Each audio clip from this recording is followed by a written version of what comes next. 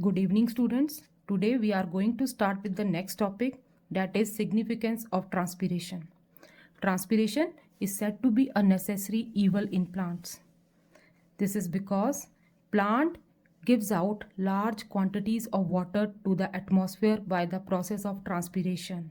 But then also this process is very important for the plant as it helps the plant to maintain an ideal temperature required for the various biochemical reactions to take place. Not only this, it helps in ascent of sap, which is useful for the survival of the plant. Now, what are the four major factors which contributes to the significance of transpiration? These are cooling effect, suction force, distribution of water and mineral salts, changes in climate. Starting with the explanation of the first point, cooling effect. Transpiration is evaporative loss of water. It means water is to be converted into vapor. To convert water into vapors, heat is required. This heat is taken by the water from the surrounding cell, thus cooling the plant body and helping the plant to maintain a temperature for biochemical reactions to take place. Now the second point, that is suction force, very important for the plant. Suction force is a force which is required to pull a water in against the gravity.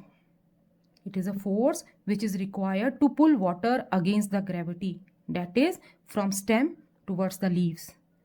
We call it as ascent of sap. Now look at the picture. Now here most of the transpiration takes place through the leaves as they are the most exposed surface of the plant. Now as leaves expel out water to the atmosphere by the process of transpiration, it will make the cell sap of epidermal cell more concentrated, means hypertonic in nature. As the cell sap of epidermal cells become hypertonic, it increases the osmotic pressure inside them. This osmotic pressure creates suction force, and due to that suction force, they draw water from the nearby xylem vessels. Now, as they draw water from the nearby xylem vessel, the amount of water which they draw from the xylem vessel, same amount of water will enter roots from the soil. And from roots, it goes to the stem, from stem again to the branches and to the leaves. And again, it is expelled out. So in this way, there is a continuous flow of water in plant and outside the plant. Means leaves are expelling out water by the process of transpiration. Same amount of water will enter the plant through roots. That is absorption of water by the roots. Once the water enter the root, it is transferred to the xylem vessel. From there, it is carried to the leaves, and in this way, one stream or one flow of water is continuously there in the plant. And this flow of water, this continuous flow of water in the form of stream through xylem vessel is called transpiration stream. It also helps the plant for its survival and equal distribution of water and mineral to each part of the plant. Now after that, the next point, that is distribution of water and mineral. This point is also related to the second point. Due to suction force, roots absorb water from the soil. Now along with this water, minerals are also absorbed by the roots. From here, in the form of solution only with water, these minerals are equally distributed to all parts of the plant because water have to reach leaves at the end for the process of photosynthesis and transpiration. So along with that stream of water, mineral also reaches each and every part of the plant and where they are utilized. Now the last point, that is changes in climate. Transpiration affect climate. It has been shown experimentally that plants gives out large quantity of water during the transpiration. Now there are few examples of that to show that how much water they are releasing by the process of transpiration. Now first example is a full grown single sunflower plant estimated to lose about half a liter of water per day in the form of water vapor. Now the second one is a single maize plant loses about 2 liters of water in a day. Single maize plant. Just imagine. Now next is a large apple tree may lose about 30 liters of water per day. Now look at these figures.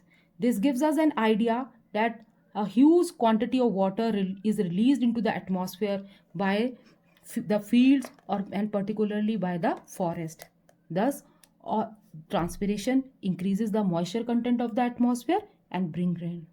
All this water which is released by the plant is in vapor form.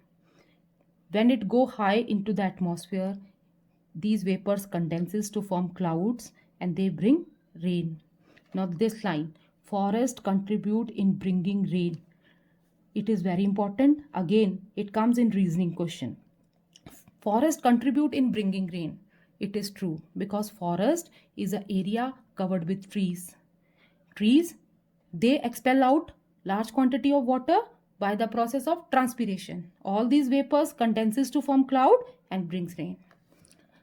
So next is transpiration an excretory process in the plant?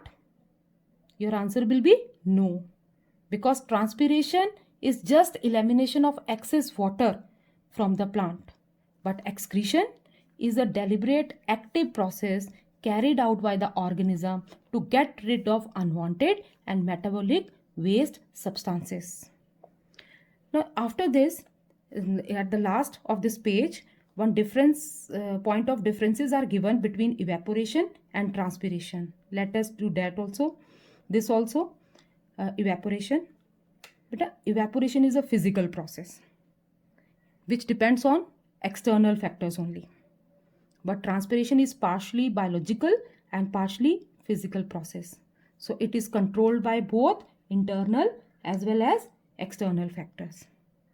Now evaporation, it takes place from the surface of water bodies. So loss of water from the surface of the water body in the form of vapor, that is evaporation. But transpiration is loss of water in the form of vapor from aerial part of the plant. Now the last difference, evaporation is a fast process and transpiration, in comparison to evaporation, it is very slow process. Now the next topic is guttation and bleeding. Some plant may lose water or other fluids along with dissolved substances directly in liquid form and not in water vapor. This is called as exudation. Means exudation is loss of water or other fluids in liquid form. Exudation actually means to ooze or to sweat out. And the fluid which they sweat out, the fluid which ooze out from the plant body, that is known as exudate, fluid given out by the plants. It occurs in two ways in plant. The first one is guttation and the second is bleeding. Starting with the guttation first. Now guttation, this G-U-T-T-A, gut means to pour out or to drop. Gut means to pour out or to drop. The leaves of certain plant exhibit droplets of water along with the margins in the morning. This particularly happen in the plants growing in warm, humid condition. The plant which grows in humid condition, in which the air is where the air is saturated with more water, they lose water in the form of droplets in early hours of the morning, and that process is known as guttation. That process is known as guttation. Now, the humid environment hampers transpiration. As we have discussed earlier in external factors, that if there is more moisture content in the air around the plant, transpiration will be less. So in humid environment, as air is already saturated with water, the process of transpiration or rate of transpiration becomes low. So plant will not able to expel out water by the process of transpiration, or they expel out very less water by the process of transpiration. But the roots of the plant, they keeps on absorbing water from the soil. Now, as plant is continuously absorbing water from the soil, it builds up a big hydrostatic pressure in the plant and force out that excess water directly from the tips of the veins through special pores which are present on the margins of the leaves, and these pores are known as hydatodes, and the process of releasing water in the form of droplets from these hydrothodes is called as guttation. Now the beta location of hydrothodes and function of hydrothode is very important. Where the hydrothodes are located means what is the location of hydrothodes? They are present at the margins of the leaf, and therefore its function is that they allow guttation. Means the process of guttation takes place through these special pores which are present at the margins of the leaf. And the hydrostatic pressure which is built up due to continuous absorption of water from the soil, this hydrostatic pressure results in increase in root pressure, and this root pressure is responsible for guttation to take place in the plant which are growing in hot and humid conditions. Now the second way in which exudation occur, that is bleeding. Bleeding happens only due to injury. The plant cell sap escape from the ruptured or cut surface of the plant. Oozing out of the cell sap from any injured part of the plant or cut surface of the plant is called bleeding. And for bleeding also root pressure is responsible. Now all the topics of this lesson is covered. Now summing up all the processes which we have studied in these two chapters, means the chapter number 4, absorption of water by roots, and the chapter number 5, transpiration. Now just look at this picture.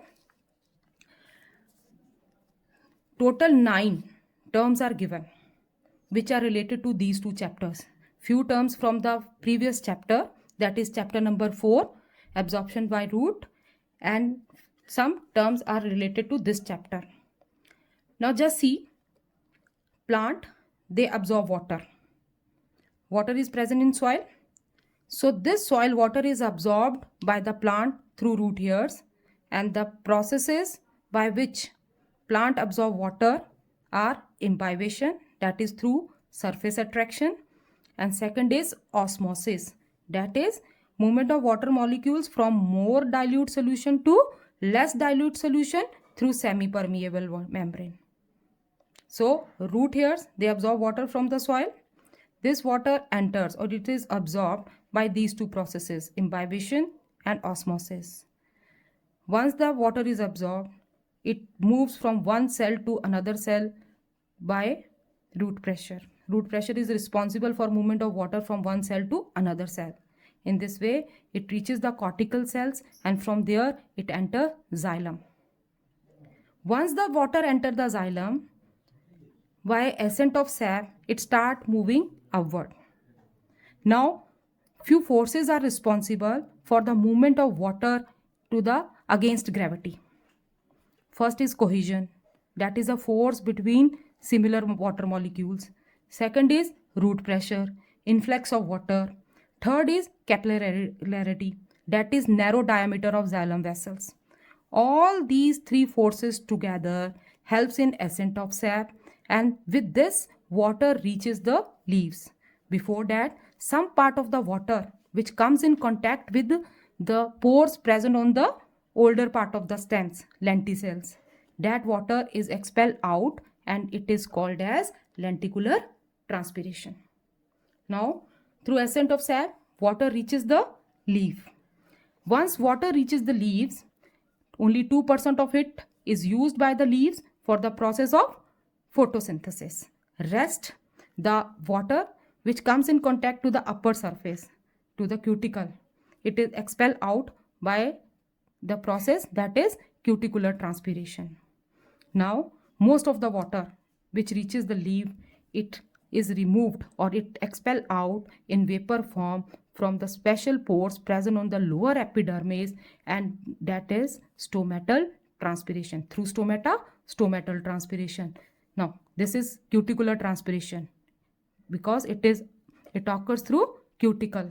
So that is cuticular transpiration, and here the transpiration is occurring through stomatal pore. So that is stomatal transpiration.